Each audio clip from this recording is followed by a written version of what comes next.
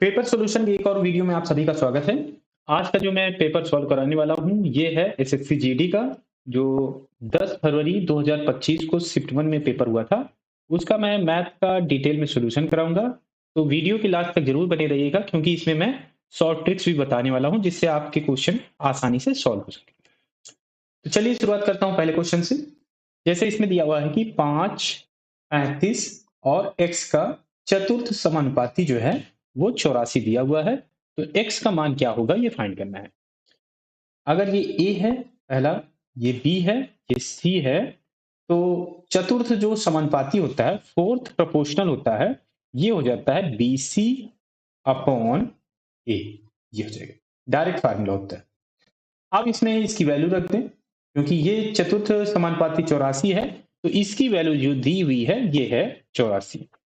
A B C की इसमें value रख दें, तो बी सी है, बी है 35, सी है एक्स, 35 बट गुणे एक्स हो जाएगा, और ए है 5, 84 के इक्वल हो जाएगा।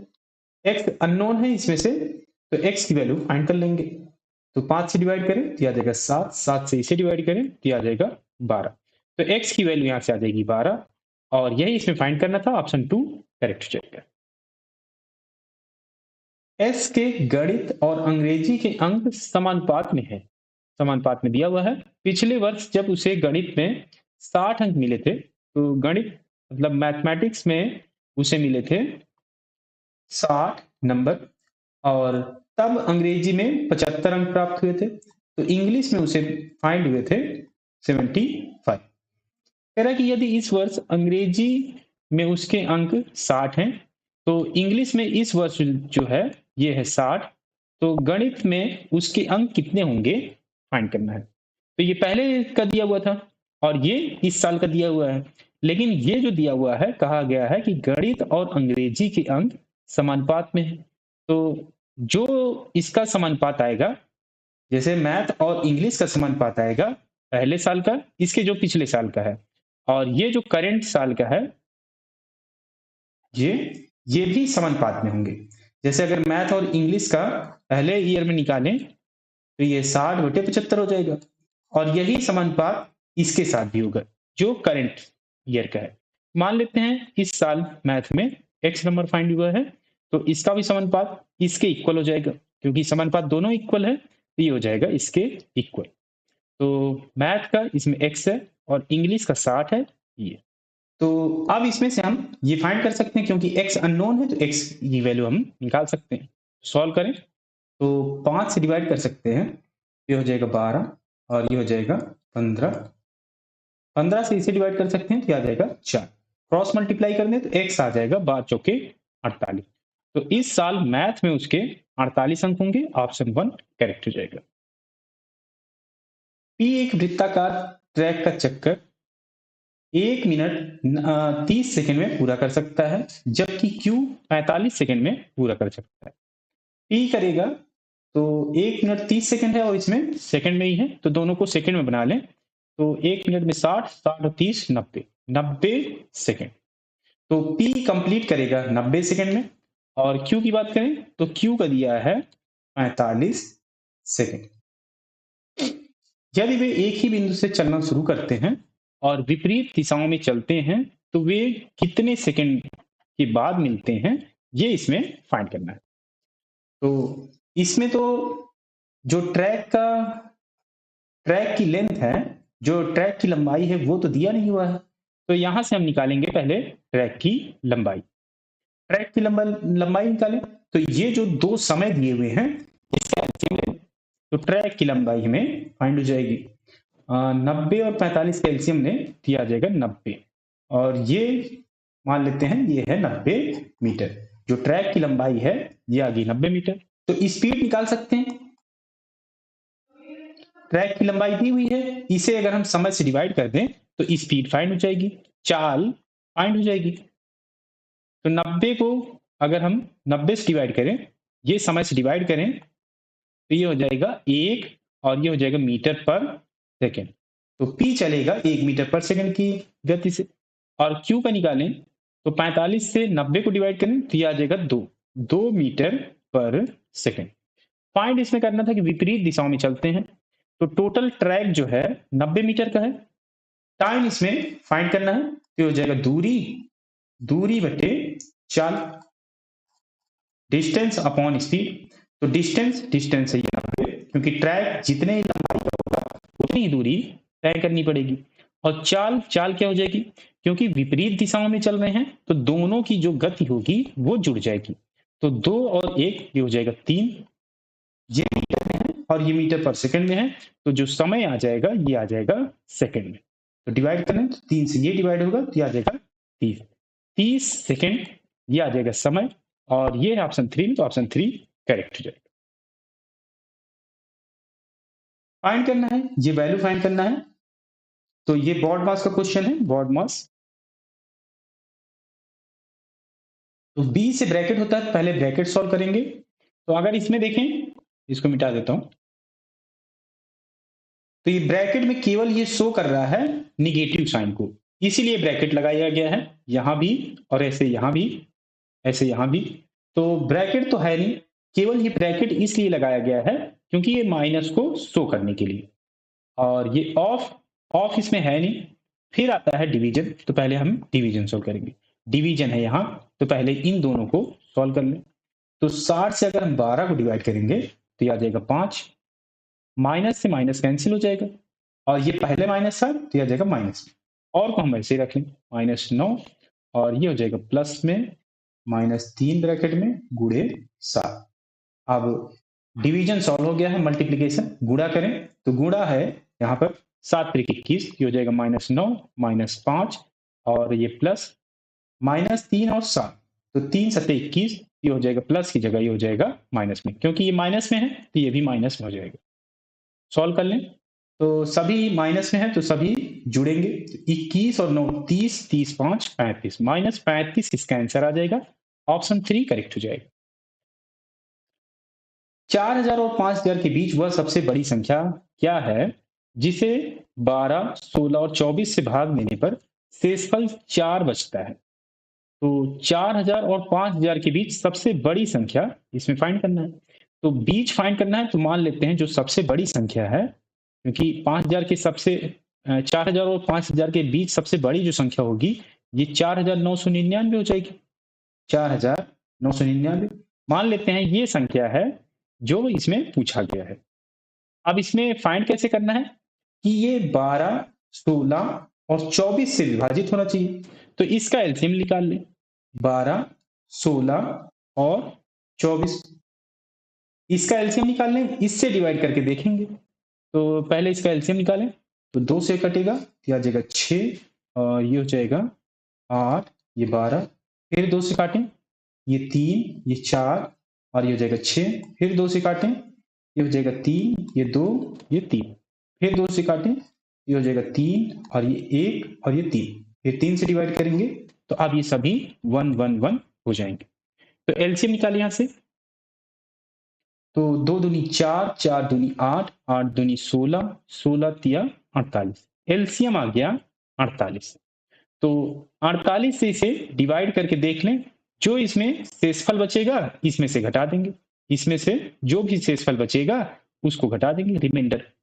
लेकिन इसमें एक कंडीशन और दी हुई है, कहा गया है कि भाग देने पर शेषफल जो है वो 4 बचना चाहिए, जो शेषफल होना चाहिए वो 4 बचना चाहिए। तो जो शेषफल इसमें बचेगा उसको तो घटा देंगे, और 4 शेषफल बचने के लिए इसमें 4 हम जोड़ भी देंगे। पहले इसे हम 48 से डिवाइड करेंगे 4999 को, तो 48 से डिवाइड करेंगे, जो भी इसमें रिमाइंडर बचेगा, शेषफल बचेगा, इसमें से घटा देंगे, ये घटा देंगे, और 4 बचाने के लिए इसमें 4 जोड़ना भी पड़ेगा। तो 48 से अब डिवाइड कर लें, 4999, तो एक बार जाएगा, यह आ जाएगा 48, और यह आ जाएगा 1, 9 उतरेगा, 19 तो डिवाइड होगा नहीं तो 0 ले लें, तो 9 और उतर आएगा। अब इस पे मल्टीप्लाई करें, 4 बार जाएगा ये, 8 चौके 32, 3, और 4 चौके 16, 3 19, 192। तो 199 में से 192 घटाएं तो आ जाएगा 7। तो ये 4999 माइनस आर, रिमाइंडर 7 आ गया तो 7 इसमें घटाएंगे, लेकिन 4 इसमें जोड़ेंगे। तो अब जो ये फाइनल आएगा आंसर, यही इसका आंसर हो जाएगा। तो 7 इसमें से घटाएं तो 92 हो जाएगा, 92 और 4 96, 4996, ये इसका आंसर आ जाएगा। ऑप्शन 4 करेक्ट हो जाएगा। तो ऐसे आपको सॉल्व करना है ये इक्वेशन बना के। समूह ए में 81 सदस्य, समूह बी में 29 सदस्य और समूह सी में 70 सदस्य हैं। इन सभी समूहों के सदस्य एक रेस्तरां में गए। समूह ए, बी और सी के प्रत्येक सदस्य द्वारा खर्च की गई औसत राशि क्रमशः 467 रुपए, 117 रुपए और 378 है। प्रति सदस्य खर्च की गई कुल औसत राशि क्या होगी? तो समूह ए में है 81, बी में दिया हुआ है 29 और सी में दिया हुआ है 70। तो इनका औसत भी निकाल लें, जो औसत लिखा दिया हुआ है वो भी लिख लें। ये हो गए नंबर्स, हो गए संख्या, आदमियों की संख्या हो जाएगी, और ये हो जाएगा एवरेज, इनके एवरेज। तो पहले के हैं 467, ये है 117 और इसके हैं 378। इन सभी का एवरेज निकालना है। एवरेज, तो एवरेज क्या होगा? पहले इन दोनों का मल्टीप्लाई करें, इन दोनों का, फिर इन दोनों का मल्टीप्लाई करें और फिर इन दोनों का मल्टीप्लाई करें, फिर जो इनकी वैल्यू आएगी तीनों को जोड़नी पड़ेगी, और फिर यहां पे जो टोटल वैल्यू आएगी, टोटल वैल्यू, जो टोटल वैल्यू आएगी यहां पे रखनी पड़ेगी, और ये जो नंबर हैं इनको ऐड करके जोड़ना पड़ेगा। तो ऐसे तो हमें बहुत टाइम लग जाएगा और कैलकुलेशन इतनी ज्यादा हो जाएगी कि गलत होने के चांसेस बहुत ज्यादा हो जाएंगे। तो इसमें मैं आपको ट्रिक बताता हूं। ये जो एवरेज है इसमें से आप कुछ भी घटा के, कुछ भी घटा दीजिए, और जो भी एवरेज आएगा, मान लीजिए ये जो एवरेज हम निकाल रहे थे, जितना हम घटाएंगे उसमें हम पहले जोड़ देंगे। जो भी हम घटाएंगे, मान लीजिए हम इसमें से x घटा रहे हैं, सभी के एवरेज में से, सभी के एवरेज में से अगर हम x घटाएंगे तो यहां पर पहले ही हमें वो x जोड़ देना है। जो टोटल वैल्यू आएगी, total value upon total person में, इस वाले फार्मूले में x हमें पहले ही जोड़ देना है। तो ऐसा हम क्या घटा लें? तो एक वैल्यू कोई हम कम कर लें तो दो को मल्टीप्लिकेशन करना आसान हो जाएगा हमें। तो अगर हम ये एवरेज घटा दें सभी में से, क्योंकि छोटा नंबर है, इसमें से सभी को घटा दें तो एक वैल्यू इसमें कम हो जाएगी, तो मल्टीप्लिकेशन और कैलकुलेशन में आसानी हो जाएगी। तो 117 इसमें से घटाएं तो ये 0 हो जाएगा। तो अब न्यू जो एवरेज हो जाएगा, न्यू एवरेज, तो ये 0 हो जाएगा, और 117 इसमें से घटाएं तो 0 और ये 5 और ये हो जाएगा 350, और 117 इसमें से घटाएं तो ये हो जाएगा 1, और 7 में से 1 गया 6, और ये हो जाएगा 261। तो अब जो मल्टीप्लिकेशन करना है 70 का 261 में और 81 का 350 में करना है। अब थोड़ा सा हमें कैलकुलेशन आसान हो जाएगा। तो इसमें अब मल्टीप्लिकेशन कर लें, 81 और 350, पहले 35 का कर लें तो एक जीरो बढ़ा देंगे, 5 एकम 5 और 8 पंचे 40 और 3 43, 43 हो जाएगा, 4 इसमें कैरी हो जाएगा, 8 से 24, 24 4 28, तो 2835 जो टोटल वैल्यू आएगी 2835, और प्लस इन दोनों का मल्टीप्लिकेशन, तो और यहाँ पे एक जीरो भी था, सॉरी, तो एक जीरो और लग जाएगा यहाँ पे। अब इसमें मल्टीप्लाई कर ले, 261 का मल्टीप्लाई करना था 70 में, तो 7 से मल्टीप्लाई कर ले, एक जीरो बढ़ा देंगे, 7 एकम 7, 7 छंग 42, 4, 7 दूनी 14, 4 18, 18 27 हो गया, 18 27, एक जीरो था, एक जीरो इसमें लग जाएगा। ऐड कर ले दोनों को, 28 350, 18 270, थोड़ा कैलकुलेटिव हो रहा है क्योंकि ये कैलकुलेटिव दिया ही हुआ है, लेकिन अगर आप कई बार प्रैक्टिस करेंगे तो ये जल्दी जल्दी होने लगेगा। 0 7 5 12, ये हो जाएगा 6 8 8 16 1, और ये हो जाएगा 46 620। तो एवरेज हो जाएगा 46 620, और टोटल पर्सन कितने हैं? 81 29 109 109 110 हो जाएगा, 110 और 70, 180, जीरो से जीरो कैंसिल हो जाएगा और हम डिवाइड कर सकते हैं।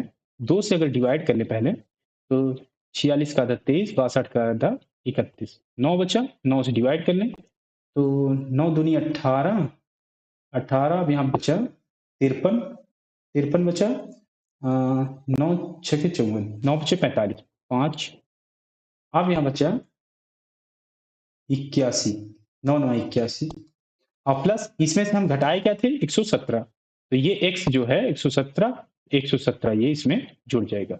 9 7 16, 1 और 11 और 25, 36 और 1 37, 376 ये आ जाएगा एवरेज, जो इसमें सभी का एवरेज पूछा गया है।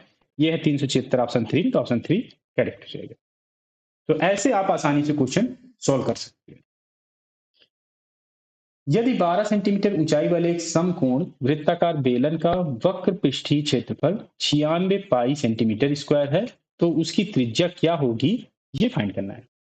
तो समकोण वृत्ताकार बेलन है, बेलन का जो वक्र पृष्ठीय क्षेत्रफल या कहें कि कर्व सरफेस एरिया होता है, ये होता है 2 पाई आर एच। आर है त्रिज्या, एच है ऊंचाई और इसकी वैल्यू दिया हुआ है 96 पाई। वैल्यू निकालें, सॉल्व करें इसे तो 2 पाई आर की वैल्यू, ऊंचाई दी हुई है, त्रिज्या फाइंड करना है तो आर ऐसे ही रख लें, ऊंचाई है 12, 96 पाई।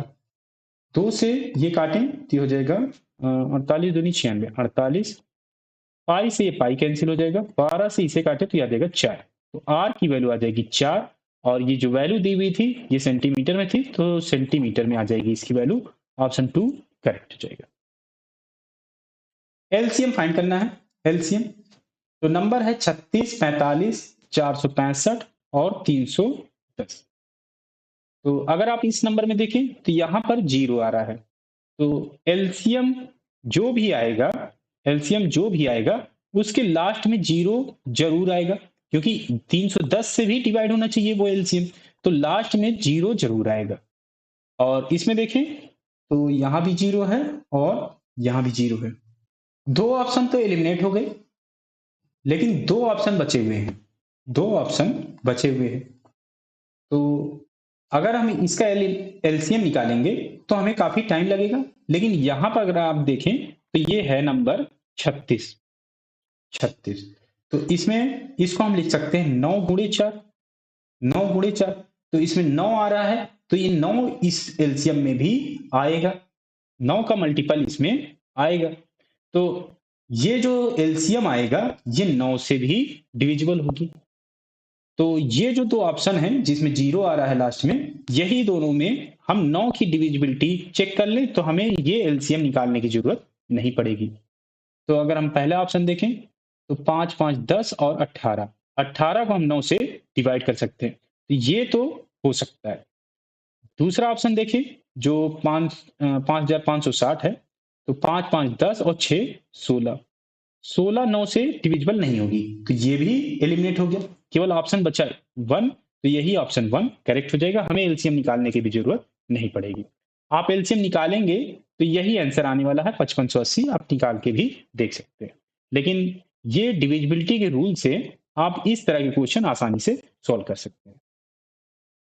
यदि x का 4% 24 है तो x किसके बराबर होगा ये फाइंड करना है। x का 4% निकालना, तो x गुणे 4% है 4/100 से मल्टीप्लाई, 24 के इक्वल है तो 4 से डिवाइड करें तो आ जाएगा 6, क्रॉस मल्टीप्लाई कर लें 6 और 4, 6 और 100 का मल्टीप्लीकेशन हो जाएगा तो आ जाएगा 600, 600 इसका आंसर आ जाएगा, ऑप्शन 2 करेक्ट हो जाएगा।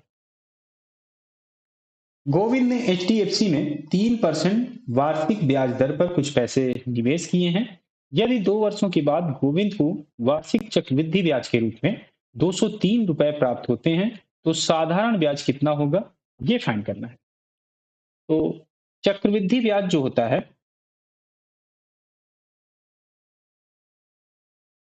चक्रवृद्धि ब्याज या कहें कि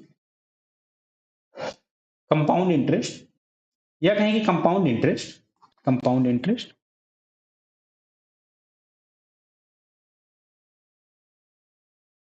तो फर्स्ट ईयर के लिए तो वो साधारण ब्याज के बराबर ही लगता है। साधारण ब्याज के बराबर ही, पहले साल तो साधारण ब्याज जितना होगा उतना ही चक्रवृद्धि ब्याज होगा। लेकिन दूसरे साल के लिए क्या होता है, मान लेते हैं साधारण ब्याज फाइंड करना है तो एक साल का साधारण ब्याज x मान लें, x। तो पहले साल के लिए साधारण ब्याज भी और चक्रवृद्धि ब्याज दोनों बराबर होगा। दूसरे साल के लिए चक्रवृद्धि ब्याज में अंतर होगा। वो क्या होगा, साधारण ब्याज में तो साधारण ब्याज दूसरे साल के लिए x होता ही है, लेकिन चक्रवृद्धि में ये जो x आया था, पहले साल का जो ब्याज आया था, इस पर भी ब्याज लग जाएगा। वो ब्याज कितना लगेगा, जैसे ये 3% वार्षिक ब्याज लग रहा था, 3% इसमें और अधिक होगा। इसके 3% इसका निकालेंगे और इसमें जोड़ देंगे तो ये हो जाएगा दूसरे साल के लिए। और 2 साल के लिए 203 दिया हुआ है, तो 203 की जो वैल्यू हो जाएगी, पहले साल के लिए x है, दूसरे साल के लिए x प्लस x का 3%। तो x का 3% निकालें तो x गुणे 3/100। ये x इसमें हम फाइंड कर लें तो हम साधारण ब्याज निकाल सकते हैं कि 2 साल के लिए कितना होगा। तो x की वैल्यू निकालें तो ये हो जाएगा 2x और ये हो जाएगा 3x बाई 100। तो सॉल्व करें, 100 गुणे 2 200 और 3 203 x बटे 100 और ये 203 के इक्वल, 203 से 203 कैंसिल हो जाएगा और x की वैल्यू आ जाएगी 100। x की वैल्यू 100 आ गई और हमें फाइंड करना है साधारण ब्याज। तो साधारण ब्याज पहले साल के लिए भी x लगेगा, दूसरे साल के लिए भी x लगेगा, तो टोटल 2x हो जाएगा। x की वैल्यू 100 है तो ये आ जाएगा 200 रुपए। ऑप्शन 1 इसमें करेक्ट हो जाएगा। 6 व्यक्ति भोजन करने के लिए एक होटल गए हैं, उनमें से 5 ने भोजन पर 30-30 रुपए खर्च किए हैं। तो 5 ने 30-30 खर्च किए हैं तो टोटल आ जाएगा 150 रुपए खर्च कर दिए 5 ने। कह रहे कि छठे व्यक्ति ने सभी 6 व्यक्तियों के औसत खर्च से 50 रुपए अधिक खर्च किए हैं और पूछा गया है कि सभी व्यक्तियों द्वारा कुल कितना खर्च किया गया है, ये फाइंड करना है। तो औसत तो हमें पता नहीं है, औसत तो पता नहीं है। औसत अगर हम मान लें x है, x है, तो जो छठा व्यक्ति है ये कहा गया कि औसत खर्च से 50 अधिक खर्च करता है, तो 150 तो ये 150 तो ये और जो छठा व्यक्ति है ये खर्च करता है औसत, औसत x है, 50 इसमें अधिक होगा। तो टोटल जो वैल्यू आएगी 6 लोगों की ये आ गई ये। और टोटल वैल्यू हम ऐसे भी निकाल सकते हैं क्योंकि औसत x है, 6 व्यक्ति हैं तो टोटल वैल्यू जो हो जाएगी 6 गुणे x हो जाएगी, तो 6x के ये इक्वल भी होगा। तो अब इसे हम सॉल्व कर लें तो x इधर ले आए तो हो जाएगा 5x और 150 50 ये हो जाएगा 200। x की वैल्यू यहां से आ जाएगी, 5 से डिवाइड करें तो आ जाएगा 40। x की वैल्यू 40 आ गई ये। और इससे पूछा गया कि सभी व्यक्तियों द्वारा कुल कितना खर्च किया गया है, तो सभी व्यक्तियों द्वारा 6x, क्योंकि 6 लोग थे, ये हो जाएगा 6 चौके 24, 240 रुपए। ऑप्शन 2 इसमें करेक्ट हो जाएगा। कह रहा है कि एक बेईमान दुकानदार अपने सामान को लागत मूल्य पर बेचने का वादा करता है। तो लागत मूल्य पर बेचेगा, तो अगर क्रय मूल्य की बात करें, क्रय मूल्य या कहें कि सीपी, और विक्रय मूल्य की बात करें, विक्रय मूल्य की एसपी, तो जितना क्रय मूल्य होगा, मान लेते हैं 100 रुपए का क्रय मूल्य है, तो सेलिंग प्राइस जो होगी, विक्रय मूल्य होगा, वो भी 100 रुपए होगा क्योंकि लागत पर ही बेच रहा है। कह रहा है कि हालांकि वह एक ऐसे बाट का उपयोग करता है जिसका वास्तविक वजन उस पर लिखे वजन से 24% कम है। तो मान लेते हैं कोई कस्टमर आएगा, 100 रुपए का सामान मांग रहा है, 100 रुपए का सामान मांगेगा, तो 100 रुपए का सामान मांगे तो 100 रुपए तो उसको देना ही पड़ेगा, लेकिन वास्तविक वजन से उसे 24% कम मिल रहा है। तो 100 रुपए का सामान मांगेगा तो 24 रुपए का कम मिलेगा, तो 76 रुपए का ही सामान उसे दिया जाएगा। खरीद तो इसकी 76 रुपए हुई, लेकिन इसे भुगतान कितना करना पड़ रहा है, 100 रुपए। तो कॉस्ट प्राइस आ गया 76 और सेलिंग प्राइस जो आ गया ये आ गया 100। क्या फाइंड करना है, लाभ इसमें फाइंड करना है। तो परसेंटेज लाभ निकाल लें, प्रॉफिट। तो 100 में से 76 जाएगा तो 24, और कितने का था सामान, 76 का, खरीद तो 76 की थी तो 76 से डिवाइड, और 100 से मल्टीप्लाई कर दें तो आ जाएगा परसेंट। सॉल्व कर ले तो ये हो जाएगा 4 से डिवाइड करें तो ये आ जाएगा 6 और 4 से इसे डिवाइड करें तो 19। मल्टीप्लाई करें 600 बटे 19, ये आ जाएगा परसेंट में। सॉल्व करें 19 त्रिक 57, 57 यहाँ 30, 19 से कम 19 और बचा 11 और ये हो जाएगा 19। इतना परसेंट आ जाएगा प्रॉफिट। और ये है ऑप्शन 2 में, तो ऑप्शन 2 करेक्ट हो जाएगा। तो इस तरह आप इस कॉन्सेप्ट से बहुत ही आसानी से आप इस तरह क्वेश्चन सॉल्व कर सकते हैं। राज के पास 1612 रुपए थे। इसने इसे अपने बेटों वरुण और आशीष में बांट दिया। 1612 जो है वो वरुण और आशीष में बांटे जाते हैं। कहा गया कि 8% वार्षिक चक्रवृद्धि ब्याज पर निवेश करने को कहा गया है। तो जो इंटरेस्ट रेट दिया हुआ चक्रवृद्धि ब्याज का, ये दिया हुआ है 8%। देखा गया कि वरुण और आशीष को क्रमशः 18 और 19 वर्षों के बाद समान राशि प्राप्त हुई। वरुण 18 साल के लिए और आशीष जो है 19 साल के लिए चक्रवृद्धि ब्याज पर इन्वेस्ट कर रहे हैं। कहा गया कि राज ने वरुण को कितनी राशि दी है ये फाइंड करना है। तो वरुण की वैल्यू हमें फाइंड करनी है। वरुण की मान लेते हैं ये है x। आशीष का कितना हो जाएगा x, इसमें से निकाल में 1612 में से आशीष की वैल्यू हमें फाइंड हो जाएगी। तो 1612 माइनस x। अब ये जो कहा गया है कि 18 साल वरुण इन्वेस्ट करता है और 19 साल आशीष इन्वेस्ट करता है, तो जो दोनों की राशि होगी चक्रवृद्धि ब्याज के बाद वो दोनों की समान होती है। तो अगर हम वरुण का 18 साल का टोटल वैल्यू निकालें तो फार्मूला होता है टोटल वैल्यू इक्वल टू मूलधन गुणे 1 प्लस आर अपॉन 100 और ये पावर में आ जाएगा टी, टाइम। तो इसमें वैल्यू रख दें। पहले अगर हम वरुण का निकालें, वरुण की वैल्यू x है, जो इसका अमाउंट है ये x है। कितने साल के लिए लग रहा है 18 साल के लिए, और इंटरेस्ट रेट 8 है, ये हो जाएगा 8/100। टाइम है 18 और ये इक्वल होगा क्योंकि टोटल जो वैल्यू हो जाएगी ये आशीष के वैल्यू के इक्वल के बराबर हो जाएगा।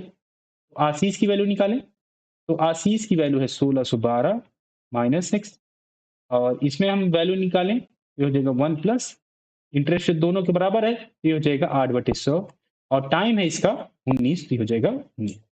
सॉल्व कर लें तो ये पावर में 18 है और ये पावर में 19 है, ये हो जाएगा 1 प्लस 8/100। डिवाइड करने पर केवल एक पावर बचेगी, तो ये हो जाएगा x यहाँ पे बचे और ये 1612 माइनस एक्स। इसे हम अलग से सॉल्व कर लें 1 प्लस 8/100, तो 4 से डिवाइड करें 2 और ये हो जाएगा 25। 25 और 2 27, 27/25। तो इसे सॉल्व करेंगे तो 27/25 हो जाएगा। इसे मिटा देता हूं।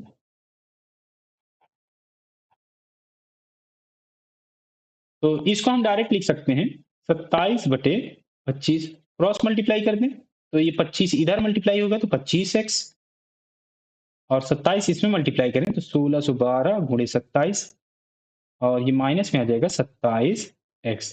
27x इधर आएगा तो 27 और 25 ये हो जाएगा 52x और ये हो जाएगा 1612 गुणे 27। 4 से डिवाइड कर सकते हैं तो 4 चौके 16, 0 4 3 12, 403, ये 13 हो जाएगा 4 से डिवाइड करने पर। 13 से इसे हम और डिवाइड कर सकते हैं तो 13 39 और 13 बचा, 13 कम 13। तो x की वैल्यू यहां से आ जाएगी 31 गुणे 27। 27 एकम 27, 2 और 27 থেকে 81, 81 2 83, 837 रुपए ये आ जाएगा x की वैल्यू जो कि हमने फाइंड करना था। तो 837 ये ऑप्शन 3 में, तो ऑप्शन 3 करेक्ट हो जाएगा।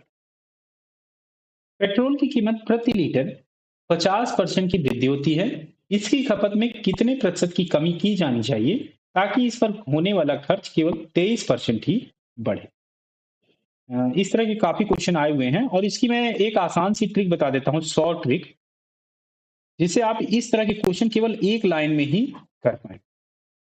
तो इस तरह के क्वेश्चन में आपको करना क्या है, क्योंकि पेट्रोल की कीमत दी हुई है, कोई भी आइटम हो सकता है, जरूरी नहीं कि पेट्रोल हो, दाल हो, या इसी तरह की कुछ और भी हो सकते हैं।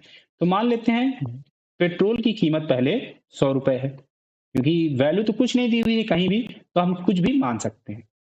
तो ये है कीमत। कीमत क्या मान ली? 100 रुपए। और इसमें हम टोटल वैल्यू निकालेंगे, क्योंकि 23% उसमें खर्च बढ़ाना है हमें। तो टोटल हम वैल्यू निकाल लें, जो खर्च होगा, टोटल जो खर्च होगा वो निकाल लें। तो कीमत 100 रुपए है, तो मान लेते हैं जो खपत है, पेट्रोल की खपत है, वो भी 100 रुपए, 100 लीटर मान लें, 100। तो ये टोटल हो जाएगा, टोटल क्या हो जाएगा? ये खर्च, पेट्रोल पर जो खर्च होगा वो इतना हो जाएगा। लेकिन इसमें दिया हुआ है कि 23% बढ़ जाता है। ये जो खर्च है, ये जो टोटल खर्च है, ये 23% बढ़ जाता है। तो 23% इसमें हम बढ़ा दें, तो 100 में 23 बढ़ेगा, तो 123% में 100 से डिवाइड। तो अब जो खर्च हो जाता है वो इतना हो जाता है। लेकिन होता कैसे है? ये कहा गया कि 50% की पेट्रोल की कीमत बढ़ी है। तो जो पेट्रोल की कीमत अब है, ये पहले की कीमत हो गई, ये पहले की कीमत हो गई, लेकिन खर्च हमें इतना रखना है, खर्च इतना रखना है। तो पेट्रोल की कीमत कितनी हो गई? पहले हमने 100 रुपए मानी थी, तो अब ये हो जाएगी 150। खपत हमें फाइंड करना है कितने परसेंट की कमी होगी। तो खपत मान लेते हैं ये है एक्स की, एक्स खपत हो रहा है। जब 150 हो जाता है तो खपत एक्स हो जाता है। इसमें अननोन कौन है? एक्स है। एक्स अननोन हम निकाल लें, उसके हिसाब से हम निकाल सकते हैं कि कितनी कमी होगी। तो सॉल्व करें। 100 से ये 100 कैंसिल हो जाएगा, और 50 से इसे हम डिवाइड कर सकते हैं, तो आ जाएगा 3। 50 से इसे डिवाइड करें 2, 3 से इसे डिवाइड कर दें, तो ये हो जाएगा 4 3 12, 3 1 कम 3। तो x की वैल्यू यहाँ से आ जाएगी 41 दूनी 82, 82 लीटर, जो कि हमने खपत यहाँ पे मानी थी। पहले 100 मानी थी, अब ये बची कितनी? जो रेट बढ़ने के कारण 82 लीटर ही बची। तो कमी कितनी की आई? 18 लीटर की। 18 लीटर की कमी आई, और अगर हम 100 से कंपैरिजन करें तो यही हो जाएगा परसेंट में भी। तो 18% की कमी हो जाएगी, और ये ऑप्शन 1 में, तो ऑप्शन 1 करेक्ट हो जाएगा। सबसे छोटी प्राकृतिक संख्या जो 33, 72, 11 और 18 से विभाज्य है, वह क्या है? ये फाइंड करना है। तो इसमें एलसीएम फाइंड करना पड़ेगा। एलसीएम 33, 72, 11 और 18। अगर मैं इसे ट्रिक से बताऊं आपको, तो ये इवन नंबर है 18। तो 18 इवन नंबर है, तो जो एलसीएम आएगा, एलसीएम आएगा वो भी इवन नंबर ही होगा, इवन होगा। इवन होगा तो ऑप्शन में देखें तो ये ऑड है, तो ये तो हो नहीं सकता नंबर, ये भी आंसर नहीं हो सकता है। तो बचे केवल 2 और 3, ऑप्शन 2 और 3 बचे हुए हैं। अब मैंने जो आपको पहले बताया था कि 18 को हम लिख सकते हैं 9 और 2, 9 और 2 में विभाजित कर सकते हैं। तो जो नंबर होगा, जो एलसीएम आएगा, वो 9 से भी विभाज्य होना चाहिए। तो अगर हम ऑप्शन 2 और 3 में 9 की डिविजिबिलिटी का रूल लगा के चेक कर लें कि कौन सा डिवाइड हो रहा है, तो हमें ये जो एलसीएम है वो निकालने की भी जरूरत नहीं पड़ेगी। आप एलसीएम निकाल भी सकते हैं, क्योंकि आपको ट्रिक पता है एलसीएम निकालने का। इसमें टाइम लगेगा, और 9 की डिविजिबिलिटी चेक करने में कोई टाइम नहीं लगेगा। तो 9 की डिविजिबिलिटी हम चेक कर लें, तो 6 और 9 15, 15 और 6 21, 21 जो है 9 से डिवाइड नहीं होगा, तो ये ऑप्शन तो नहीं होगा, ऑप्शन 2 भी नहीं होगा। ऑप्शन 3 चेक कर लें, तो 9 7 16, 16 2 18, 18 जो है वो 2 9 से डिवाइड हो जाएगा। तो यही ऑप्शन 3 जो है करेक्ट हो जाएगा, हमें आंसर निकालने की भी जरूरत नहीं पड़ेगी। एक व्यक्ति 1500 रुपए में एक वस्तु बेचकर 150 रुपए का लाभ कमाता है। उसे वह वस्तु किस कीमत रुपए में निकालना है पर बेचनी चाहिए, ताकि उसे 24% का लाभ हो। तो कह रहा है कि 1500 रुपए में बेचकर 150 रुपए का लाभ होता है, तो कॉस्ट प्राइस हम निकाल सकते हैं। तो ये सेलिंग प्राइस दी हुई है, विक्रय मूल्य। विक्रय मूल्य में से ये जो लाभ हो रहा है ये घटा लें, तो ये क्रय मूल्य आ जाएगा, एस सीपी आ जाएगा। तो 1500 में से 150 घटाएं तो ये हो जाएगा 1350। 1350 कह रहा है कि किस कीमत पर बेचना चाहिए। अब जो नया एसपी निकालना है, न्यू एसपी निकालना है, कहा गया है कि 24% का उसमें लाभ होना चाहिए। तो 1350 सीपी है, 1350 में 24% बढ़ा दें, तो 24% बढ़ाएं तो 100 में 24 बढ़ेगा तो 124, और 100 से डिवाइड, परसेंट में है तो 100 से डिवाइड, तो जीरो से जीरो कैंसिल हो जाएगा। 5 से हम इसे काट सकते हैं, तो ये हो जाएगा 27, और ये हो जाएगा 2, 2 से इसे डिवाइड करें तो ये हो जाएगा 62।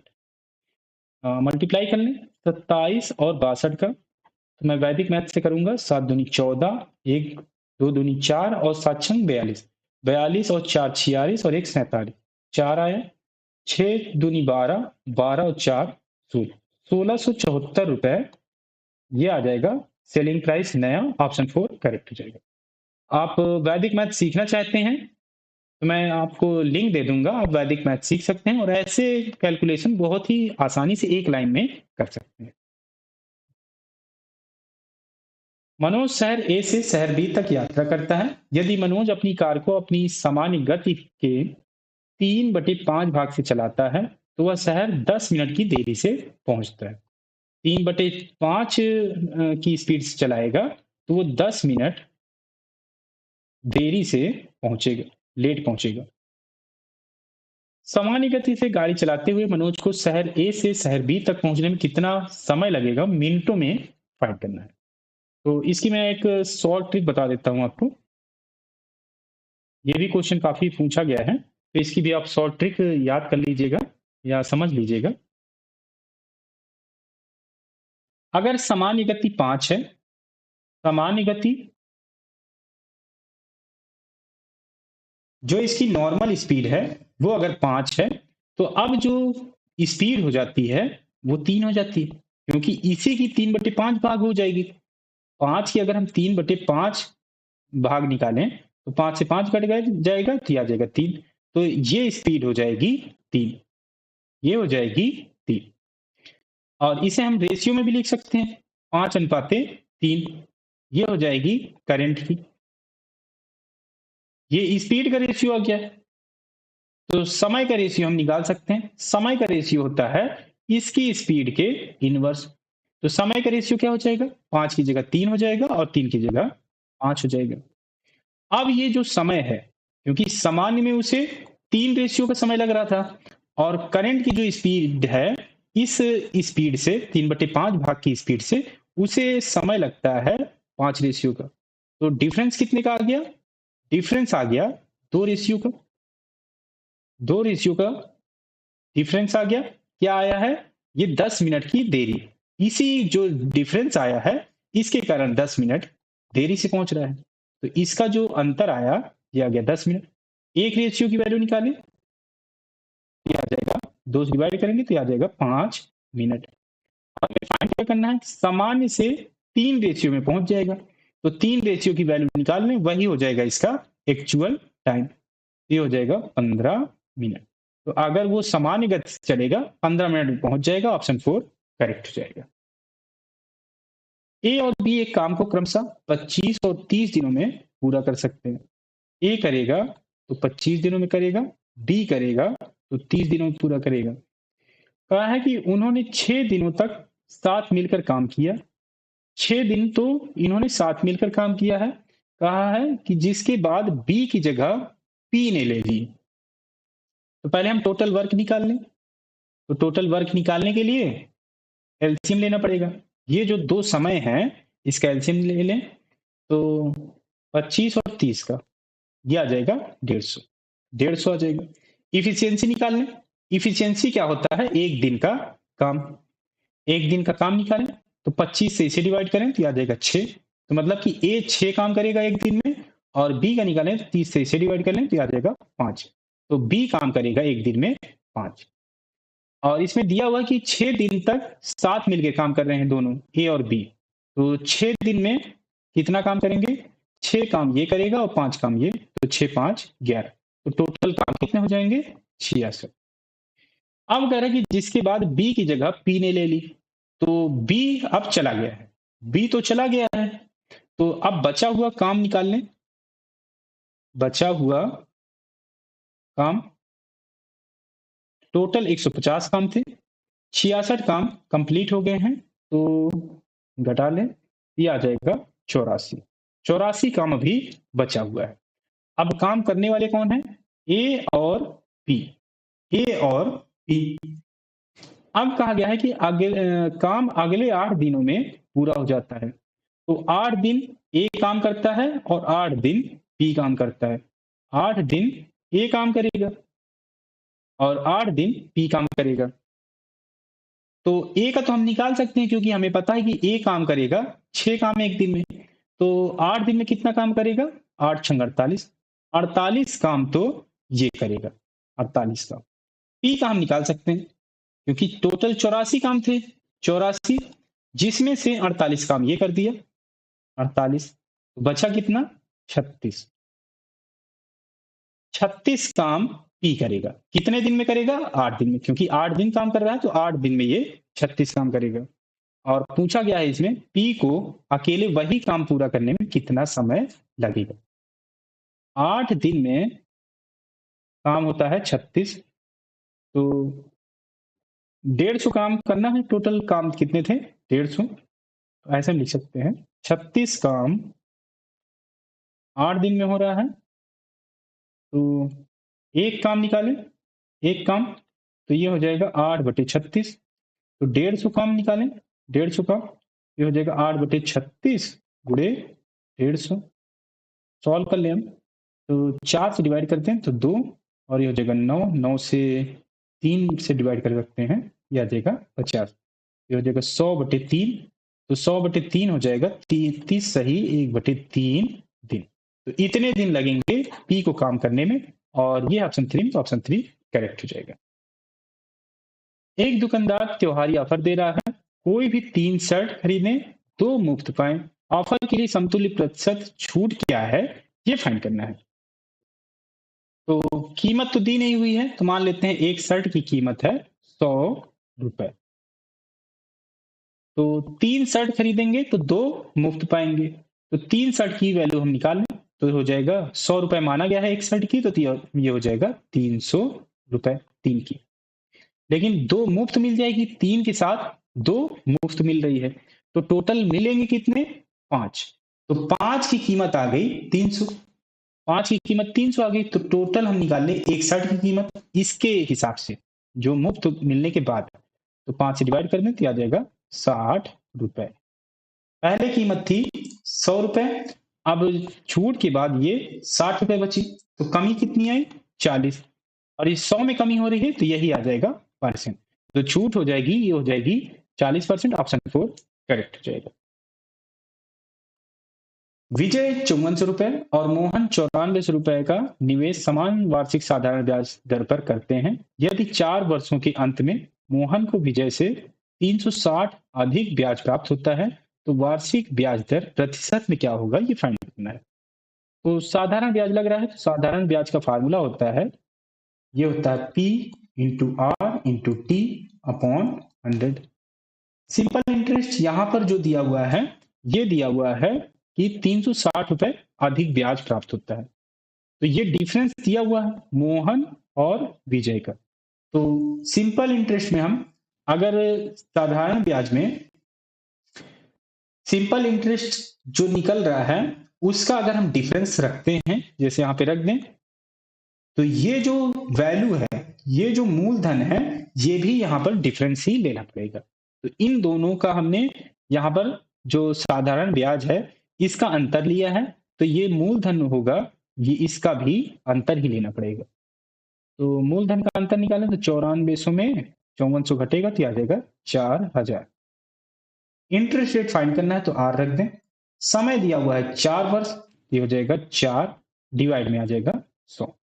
2 जीरो से 2 जीरो, 1 जीरो से ये, और 4 से इसे डिवाइड करें तो आ जाएगा 9। तो आर निकालें, ये हो जाएगा 9/4। तो सॉल्व करें 2.25%, ये आ जाएगा इसका ब्याज दर, और ये ऑप्शन 2, तो ऑप्शन 2 करेक्ट हो जाएगा।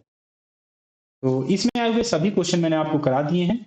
अगर ये वीडियो आपको अच्छी लगी हो तो लाइक करिए, दोस्तों के साथ शेयर करिए और सब्सक्राइब करना बिल्कुल मत भूलिए। साथ ही साथ बेल आइकन जरूर दबाइए, जिससे इस तरह की जो भी वीडियो आए आपको नोटिफिकेशन जरूर मिल जाए।